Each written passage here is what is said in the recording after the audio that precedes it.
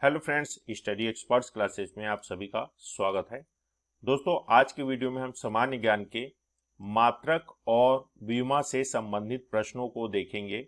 देखिए, ये जो सीरीज बनाने का मेरा मेन मकसद ये है कि जरूरी नहीं कि आप सीजी व्यापम का एग्जाम दे रहे हों या फिर सीजी पीएससी का एग्जाम दे रहे हों या फिर एमपी पीएससी का एग्जाम दे रहे हों, एमपी व्यापम। देखिए, ये सामान्य विज्ञान आपके हर कॉम्पिटिटिव एग्जाम में पूछे जाते हैं, तो सभी पॉइंट को मैं देखते हुए मात्रक और विमा से संबंधित ये प्रश्न जो हम आज के वीडियो में हम करेंगे वो देखेंगे। हर एक एग्जाम के लिए बहुत ही महत्वपूर्ण होगा ये वीडियो। चलिए स्टार्ट करते हैं ये वीडियो। स्टार्ट करने से पहले ये बता दूं, आप हमारे चैनल को सब्सक्राइब नहीं किए हैं तो प्लीज हमारे चैनल को सब्सक्राइब कर लें। चलिए बढ़ते हैं, आज का पहला क्वेश्चन देखते हैं। देखिए, खगोलीय इकाई AU क्या है, मतलब इसका इकाई किसकी इकाई है। ये खगोलीय इकाई हम बोलेंगे, ये किसकी इकाई है? तो ऑप्शन है आपके पास, यह दूरी की इकाई है, यह द्रव्यमान का एक इकाई है, यह एक समय की एक इकाई है, इनमें से कोई नहीं।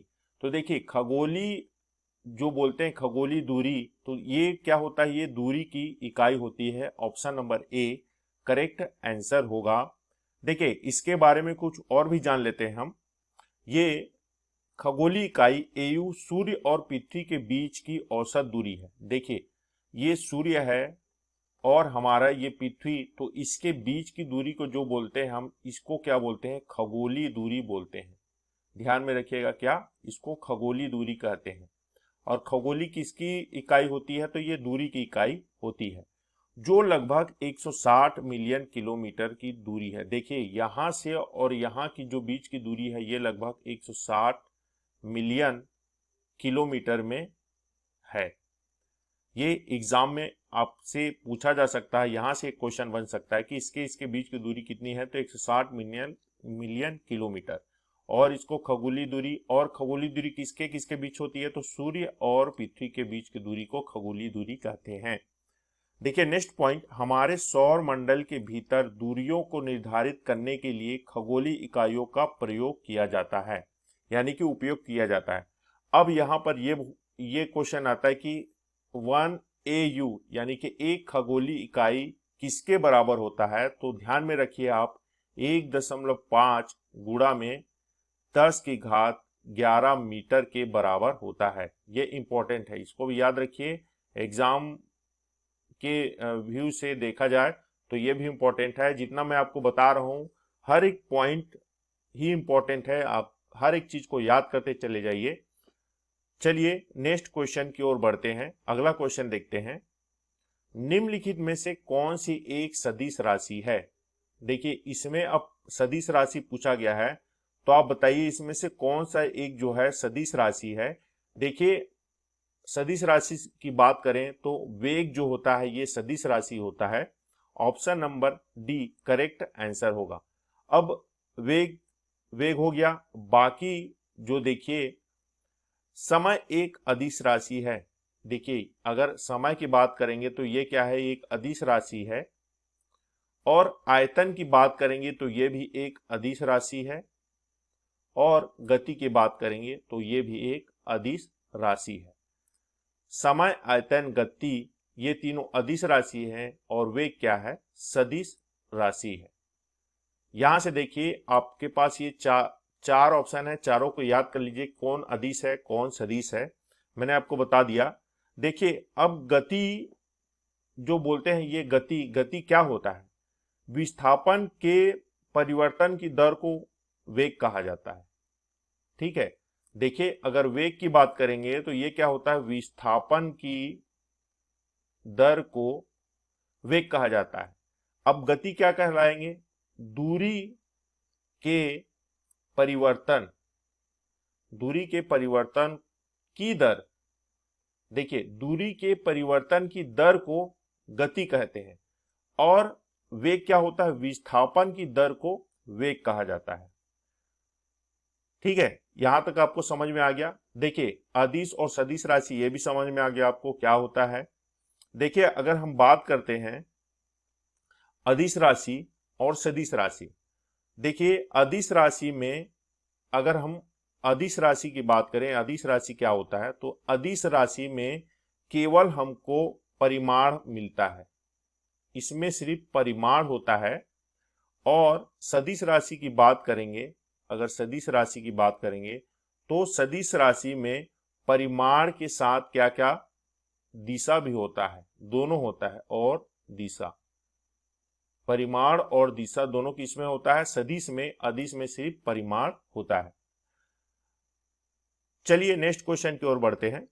देखिए, इनमें से कौन सी माप इकाइयों को सीजीएस प्रणाली की परिभाषा है। देखिए, इसमें अब सीजीएस की परिभाषा बोल दिया गया है कि इसमें क्या है। तो देखिए, सीजीएस के अंतर्गत सीजीएस, ठीक है, क्या होता है, सेंटीमीटर, ग्राम और सेकेंड। सी से सेंटीमीटर हो जाएगा, जी से ग्राम हो जाएगा, और एस से क्या हो जाए, सेकेंड हो जाएगा। तो इसको क्या बोलेंगे, सेंटीमीटर, ग्राम और second. Option number D correct answer होगा। देखिए, कुछ महत्वपूर्ण बातें इसके बारे में। यह लंबाई के मात्रक के रूप में सेंटीमीटर, द्रव्यमान के मात्रक के रूप में ग्राम और समय के मात्रक के रूप में सेकेंड होता है। पर आधारित मीट्रिक प्रणाली का एक प्रकार है यह। देखिए, इसमें और जो मात्रक है सीजीएस प्रणाली में, उसको भी हम देख लेते हैं। देखिए, अगर लंबाई की बात करेंगे तो मीटर है, और समय की बात करेंगे तो सेकेंड। पदार्थ की मात्रा किससे नापी जाती है, मोल से। और धारा किससे मापी जाती है, धारा यानी कि करेंट किससे मापी जाती है, एम्पियर से। तापमान को मापा जाता है केल्विन से। ज्योति तीव्रता को मापा जाता है कैंडेला से। और द्रव्यमान को मापा जाता है किलोग्राम से या ग्राम से। ठीक है, किलोग्राम से छोटी इकाई ग्राम होती है। तो देखिए, ये जो बताया हूं मैं आपको, ये याद रखिए, एग्जाम में आपके पूछा जा सकता है। चलिए नेक्स्ट क्वेश्चन की ओर बढ़ते हैं। देखिए, नेक्स्ट क्वेश्चन ये है, न्यूमेरिकल से संबंधित क्वेश्चन है। इसको हम सॉल्व कैसे करेंगे। देखिए, सबसे पहले क्वेश्चन को पढ़ते हैं। एक कार का ओडोमीटर यात्रा की शुरुआत में 2000 किलोमीटर और यात्रा के अंत में 2500 किलोमीटर दर्शाता है। यदि यात्रा 5 घंटे चली तो मीटर पर सेकेंड में कार की औसत गति गणना कीजिए। देखिए, कोई कार है जिसका ओडोमीटर है, ये ओडोमीटर है, ये जब स्टार्टिंग हुआ था, जब चलना प्रारंभ किया था, तो 2000 किलोमीटर रीडिंग दिखा रहा था। जब ये यहां से यहां पहुंच गया तो इसका ओडोमीटर कितना रीड कर रहा है, 2500 किलोमीटर। यानी कि यहां से जब यहां तक ये चला है, यानी कि 500 किलोमीटर का ये जो कार है सफर किया है। अब देखिए, इसको जो निकालने का तरीका है, अब इसमें क्या पूछा है कि यात्रा 5 घंटे में चली, तो अब यहां से यहां तक 5 घंटा भी दे चुका है। अब हमको क्या बोल रहा है, मीटर पर सेकेंड में कार की औसत गति ज्ञात करना है। सबसे पहली बात तो औसत गति यानी कि एवरेज स्पीड हम अगर निकालते हैं, एवरेज स्पीड की बात करते हैं, तो एवरेज स्पीड इक्वल टू क्या होता है, total distance, total distance, total distance divided by क्या होता है, टोटल टाइम। ये याद रखिएगा आप। तो देखिए, एवरेज स्पीड निकालने को बोला है हमको, तो टोटल डिस्टेंस कितना है हमारा, यहां से यहां तक जो चले हमारे पास, ये कितना है हमारा, 500 किलोमीटर। ठीक है, डिवाइडेड बाय कितना टाइम लगा है, तो 5 घंटा लगा पूरा, तो ये 5 घंटा। ये क्या है, दिया है किलोमीटर प्रति घंटे में दिया है। अब हमसे क्वेश्चन में पूछा है मीटर पर सेकेंड में चेंज करना। तो मीटर पर सेकेंड में चेंज करने के लिए हम क्या करते हैं, 5/18 का क्या करते हैं, गुणा कर देते हैं। ठीक है, तो ये हो गया, 5 से ये 5 कट जाएगा, ये मीटर पर सेकेंड में चेंज करना है। अब हमारे पास कितना आ गया, 500/18। जब इसको हम सॉल्व करेंगे तो कितना, देखिए यहाँ पर हम सॉल्व करते हैं 500/18, तो ये 18 दूनी 36 और 18 तिया 54 हो जाएगा। तो 18 दूनी 36 हो गया, 36 में 4 इधर बचा और 10 यानी कि 14, 14 और 140 बचा। ठीक है, तो 14 सत्ते 14 बोलते हैं, 14 सत्ते 18 सत्ते।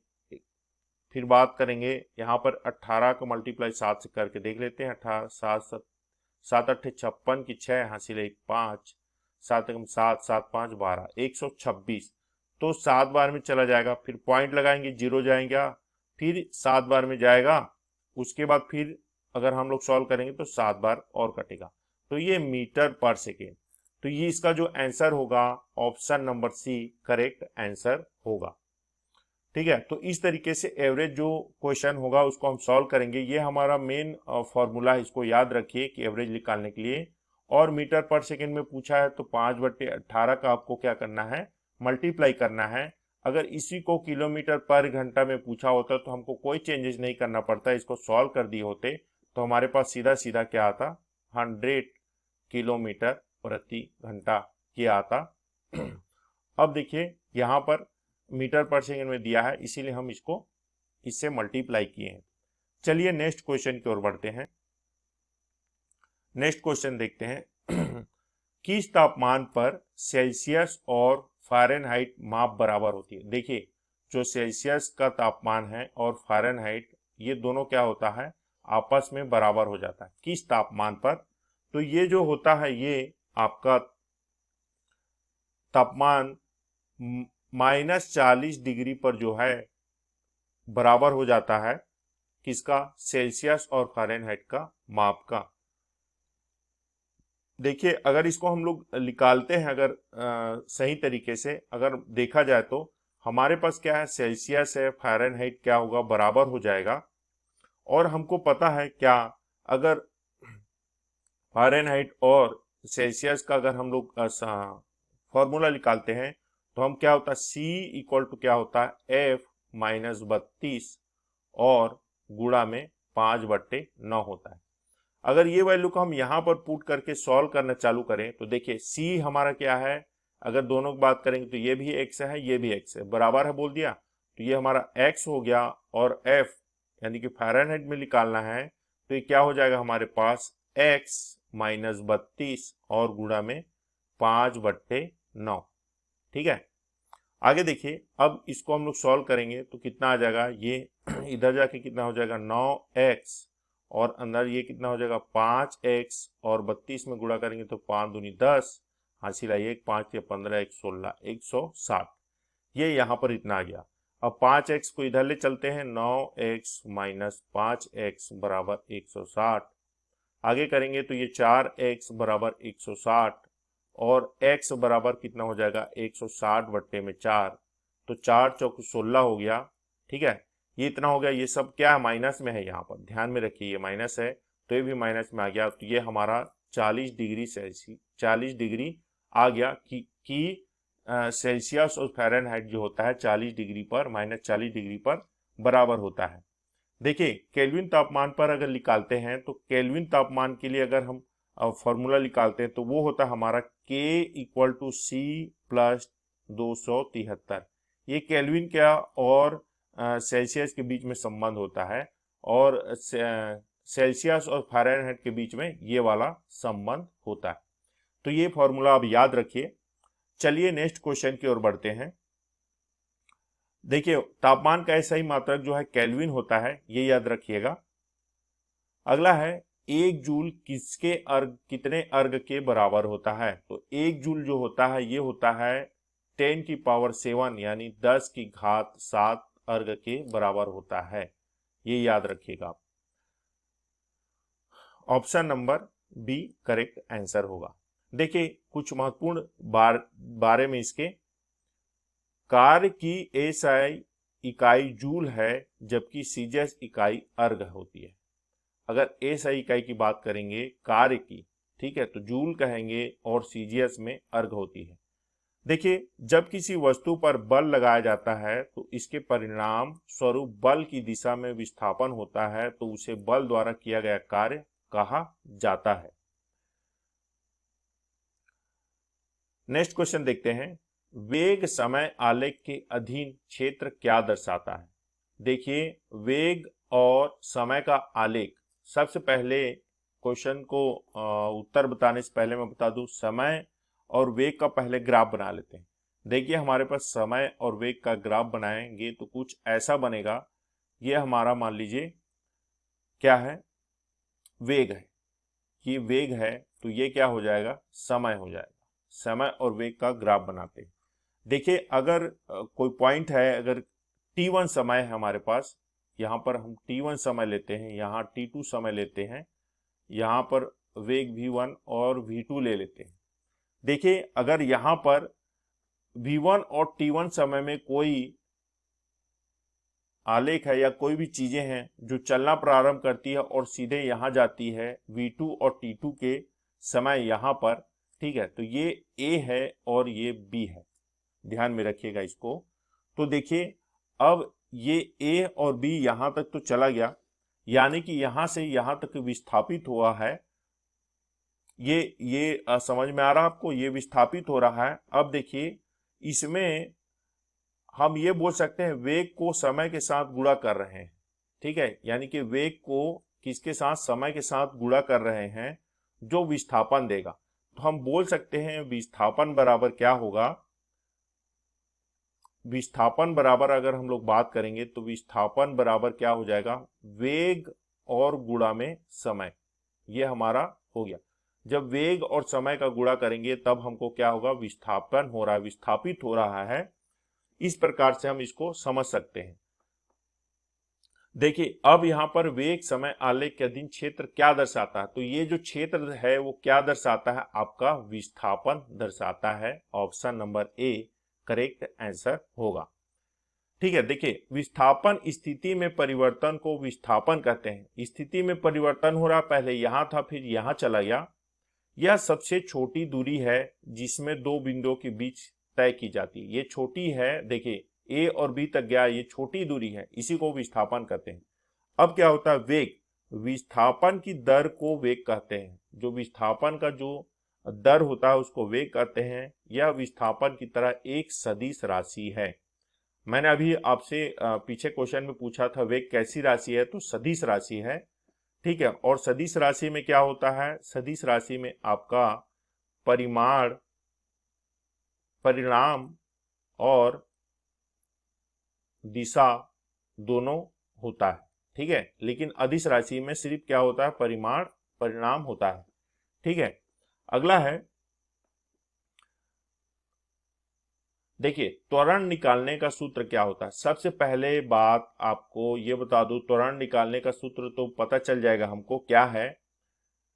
देखिए सबसे पहले ये बात आपको याद रखना है कि गति के उपरोक्त समीकरण होते हैं। सबसे पहला एक समीकरण होता है v equal to u plus a t, ठीक है। यहां से आप क्या कर सकते हैं, त्वरण का सूत्र निकाल सकते हैं। देखिए यहां से कैसे, v जब इधर चला जाएगा तो v माइनस यू हो जाएगा और ये ए टी हो जाएगा, और t जब इधर चला जाएगा तो v माइनस यू और डिवाइडेड बाई टी बराबर ए। ये क्या हो गया, हमारा त्वरण हो गया। देखिए एक और होता है बल बराबर मास इंटू त्वरण, ये भी होता है, लेकिन ऑप्शन में आपको मास यानी कि द्रव्यमान और त्वरण से रिलेटेड बल वाला ऑप्शन नहीं दिया है। तो हम क्या करेंगे, ये वाला जो इक्वेशन है इससे सॉल्व करेंगे। तो ये ऑप्शन में आपका कहां दिख रहा है, option number D correct answer होगा।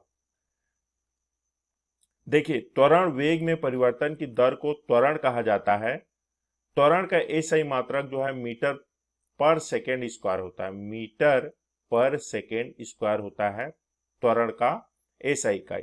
गति का समीकरण इसको v equal to u plus a t कहा जाता है, ये याद रखिएगा आप। चलिए नेक्स्ट क्वेश्चन की ओर बढ़ते हैं। देखिए नेक्स्ट क्वेश्चन ये बोल रहा है 18 किलोमीटर प्रति घंटा को मीटर पर सेकेंड में परिवर्तन कीजिए। देखिए जब किलोमीटर प्रति घंटा से आपको मीटर पर सेकेंड में चेंज करना है तो हम क्या करते हैं, 5/18 का गुणा करते हैं। सेम अगर मीटर पर सेकेंड को अगर हमको किलोमीटर पर आवर में चेंज करना है तो हम 18/5 का मल्टीप्लाई करते हैं। यहाँ पर आपसे पहला पूछा है तो सीधा यहाँ रखिए 18 गुणा में 5/18 और ये मीटर पर सेकेंड में चेंज हो जाएगा। 18 कट गया, हमारे पास कितना आ गया, 5 मीटर पर सेकेंड आ गया। Option number A correct answer हो गया। देखिए गति दूरी के परिवर्तन की दर को गति कहा जाता है। किलोमीटर प्रति घंटा एक चाल की इकाई है जो 1 घंटे में तय की जाने वाले किलोमीटर की दूरी को बताता है या तय करती है।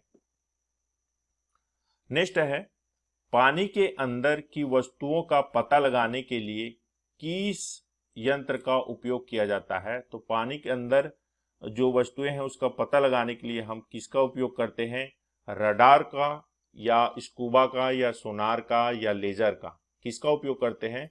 तो ये सोनार जो उपकरण होता है, यंत्र होता है, उसका उपयोग किया जाता है पानी के अंदर वस्तुओं का पता लगाने के लिए।